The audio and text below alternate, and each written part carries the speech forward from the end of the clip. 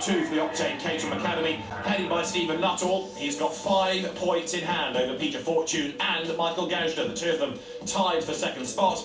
Oliver Andrew 4th, Nick Portlock is 5th, and Danny Killeen is 6th. And all the wins have gone the way of Nuttall, Fortune and Gausder this year. 3 to Nuttall, 2 for Fortune and 1 to Michael Gausder. So the final 15 minutes of racing of the season is about to get underway. The grid is lined up ready to go.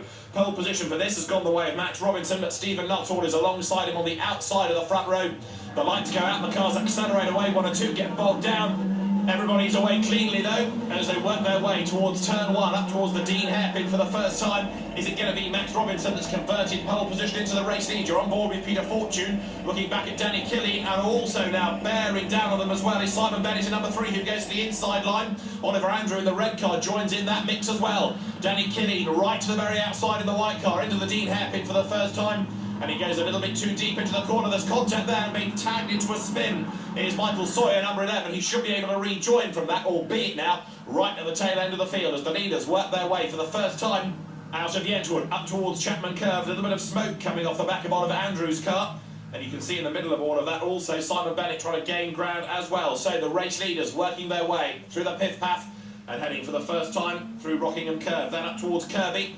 The infield part of the circuit then playing host of the Caterhams at the moment as they work their way through the long left. Then it's down towards Gracelands and up towards the end of the lap. And a big slide also there from Alec Hayden in the red number 42. He saves it, loses a place. On board with Peter Fortune. He's getting away from that gaggle of cars behind him though now.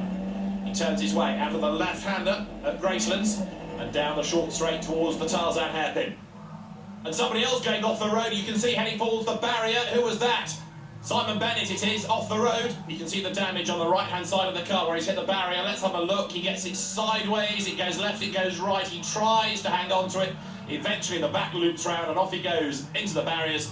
Damages the right-hand side of the car and it looks as though he's going to remain there. Meantime, battles rage on. Peter Fortune trying to defend, but at the same time gain ground if at all possible. Stephen Nuttall is behind him. That's good news for Fortune in the championship, but remember he's got to outscore him by 6 points in order to win the crown, and as long as Nuttall is right on the tail of Fortune and there's nobody between them, and Peter Fortune is not going to be able to win the championship. You can see the way that looking for a way past him. There is Stephen Nuttall, and a sideways Fortune gets it all wrong, and that is the end of the championship dream, I reckon. He gets himself going again, but if he's going to be behind Stephen Nuttall, the hopes of winning the championship are long gone. Peter Fortune recovers, but how many more places is he going to lose? Richard Nordhoff comes up the inside of him, and he's level as they drop down towards Brook. Does he go through? Yes. Richard Nordhoff in number 2 goes through.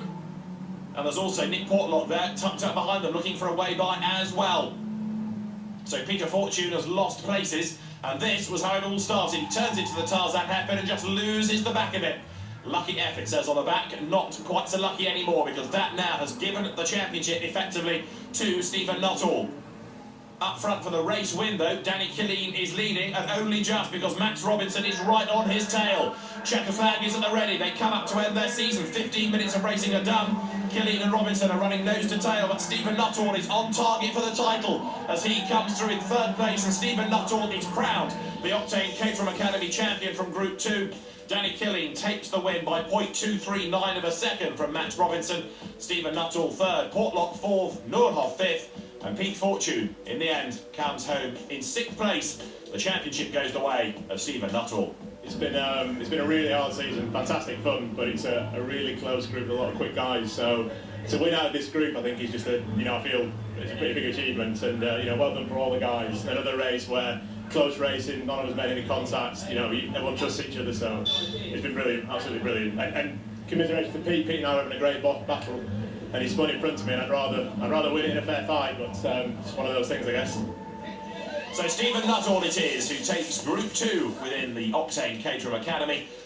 Peter Fortune comes home 2nd, just 5 points back, and Michael Gausder 3rd, a further point adrift. Danny Killeen 4th at the end of the season, Oliver Andrew 5th, and Max